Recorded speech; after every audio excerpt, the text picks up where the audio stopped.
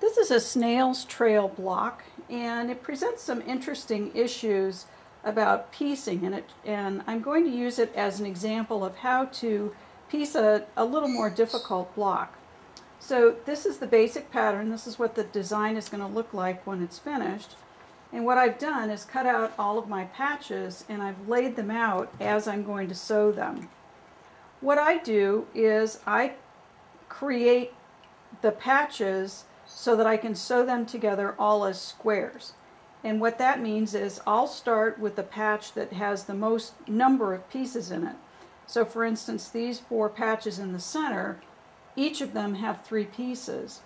So I'm going to sew these 2 pieces, these 2 little triangles together, and then add it to that triangle to make a square patch. And then once I finish those 4, I will do these half square triangles so that I have made squares for those.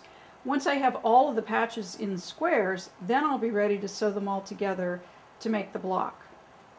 Now I have the 4 quarter square triangles sewn together, and I'm going to check my pattern to be sure that I've got everything matching up the way it needs to be. So this is going to be this patch, green, and we've got brown together. Now what I'm going to do is sew these 4 together, folding them over, and basically I'm going to be sewing half square triangles together. You'll notice that I've folded the seam allowance facing the darker fabric so that it kind of hides behind the darker fabric and won't show through. Now I have the 4 center patches done. These are the most complicated patches, only because they have a few more pieces, but they're done, they're squares, and now I'm going to look at what else needs to be put together, sewn together in order to make squares. And what comes up are the half square triangles. So there are 3 of them, and those are going to be the next that I sew together.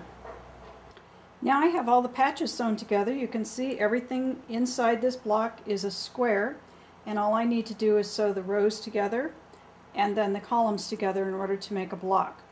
Actually, what I do is I sew the columns together first. So I'll start by folding these over, chain stitching down, and then I'll fold these over, chain stitch those together, and then chain stitch the 2 pairs together, the 2 pairs of rows, and then sew the rows together. Now I have the 2 rows, or 2 columns sewn together. Again, the threads are holding them together from my chain stitching. What I'm going to do is lift these 2, put them on top, and now I'm going to chain stitch these so that all of my 4 patches in each row are sewn together. I have all the rows together. You can see I can spread them apart. They're being held together with the threads. Now all I need to do is sew the rows to each other so that I have my block. And there you have a snail's trail block.